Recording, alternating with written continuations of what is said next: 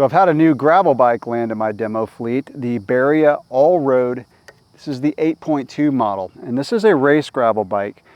And I'm going to show this bike up close. So this is basically going to be my first look video, which I often do when I review bikes, because I like to kind of, show the bike up close and then kind of get that out of the way and then do follow-up videos with the ride quality. The 8.1 comes with alloy wheels. The 8.2 comes with the Zip 303s, and it's quite a bit more expensive, obviously, because these are carbon wheels. So this one retails for around $6,000. The 8.1 is around $4,700. But there's other models, obviously, in the Allroad lineup from Berria. If you're not familiar with Berria bikes, they've been around since 2012. They're a company based in Spain, and they're really starting to make a splash in the United States. In fact, I've got another demo bike, a mountain bike. It's pretty much a downcountry bike. It's a mid-tier bike. So I don't review a lot of mid-tier mountain bikes on my channel, but I'm trying to do some more, and so I'm excited about doing that. But that's a little side trail there. That one's coming up. So let's take a look at this Belador Allroad 8.2 by Berria. I weighed this bike at 19.16, and I'll put the kilograms on the screen, but this is a super light gravel bike, and it does not have all of the bosses that you would see on some other gravel bikes. For example, my Niner RLT9 RDO. So this is really just designed for riding fast, racing, not designed for carrying racks and putting fenders and all that. But, of course, you do have bosses for water bottles. It's the cleanest looking gravel bike that I've ever seen. Number one, because it's got SRAM Rival E-Tap, so completely wireless shifting, and it does not have a front derailleur, so this is a 1x gravel bike. Now, I've mentioned in several of my videos when I review gravel bikes, I prefer a 2x, so I prefer having a front derailleur so that there's not as big of a jump in the back. So this goes from a 10 to a 44. It's been a while since I've ridden a gravel bike with a 1x system. When I had cyclocross race bikes in my fleet, I like the 1x system. I like the simplicity. And cyclocross race courses, your speed is varying so much, but on a gravel bike, your speed is constant a lot of times. That's why I like having a 2x. But again, I've got an open mind about it, and I'm going to report back what I think. So as I mentioned, it does have SRAM Rival E-Tap. You've got your shifter here to upshift, and then you use this paddle over here to downshift. And I'm kind of stoked about riding this because it's the first one that I've had with E-Tap.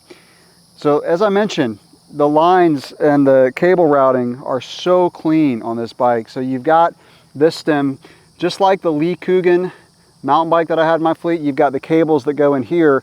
So you've got your brake cables. The rear goes all the way through the frame and comes out right there. You don't see the rear brake cable until it comes out right there.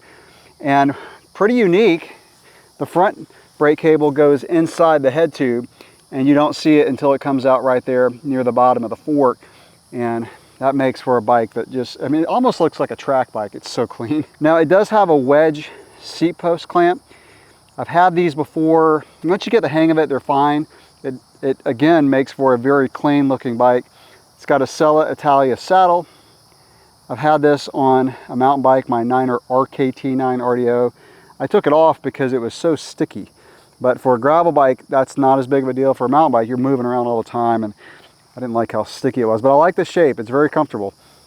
So we'll see if the stickiness is an issue. So as I mentioned, it's got Zip 303 carbon wheels. These are the same wheels that I have on my personal gravel bike, my Niner RLT9 RDO. Really like these wheels. They're not too harsh. They're stiff, they're fast, they're light. As I mentioned at the beginning of the video, you can get this in an 8.1 model that has the alloy wheels, which really brings down the price. The single front chainring on this is a 40, so it is a SRAM Rival alloy crankset. Both the front and the rear have a Vittoria Torino, I guess is how you say it, tubeless ready tire, 38C. They say on the website that this bike accepts tires up to 44. I run 45s on my gravel bike, so I think that's a little conservative. You got a ton of room right there, so I think you could fit a 45 no problem. The back may be a little tight around the chainstay, but I may try that. Like if I end up riding this bike long term, then I may put a 45 on here. A few unique things about the frame. So number one, it's got flexible seat stays.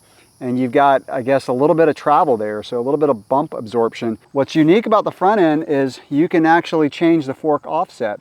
So right now it's set in the 45 position, and if you want to make the bike a little bit more agile, you can reduce the trail. I know that sounds counterintuitive, but I'll put a link to a video below where I explained fork offset. So as the fork offset number gets higher, so 51, it's going to reduce the trail and make the bike a little bit more quick steering. So that's pretty cool. Like, I've never had a gravel bike that basically has a flip chip. It's got SRAM hydraulic brakes. I've had SRAM hydraulic on cross bikes and I've not had good success with them. I don't mind SRAM on mountain bikes, but on gravel bikes or cross bikes, I've just had problems with the rotors revving. So hopefully SRAM have made some improvements there. It does have a press fit bottom bracket. I know a lot of y'all out there like threaded bottom brackets, me included, but you know, I've got bikes with press fit and bikes without. So it's just kind of the way it is right now.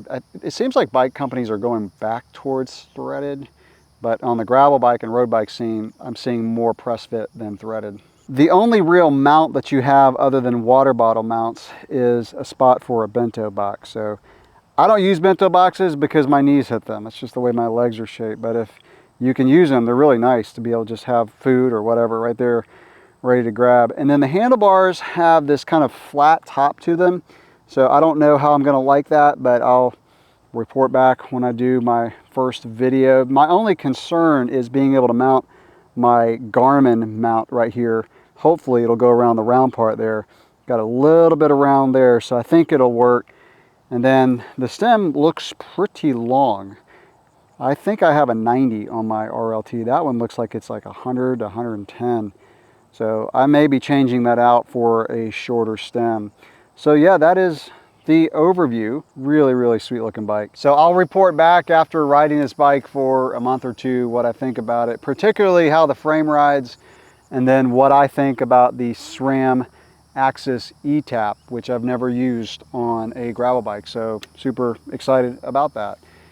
Any questions, comments, drop those below. Have you ridden a Berria bike, whether gravel, mountain? Let us know what you think. Like I said at the beginning of the video, they're really starting to make a presence here in the United States, and I think you're going to start seeing quite a few of these. So yeah, they're pretty cool. But let me know if you've ridden one. I'm curious. With that, I'll catch you in the next video. Thanks for watching.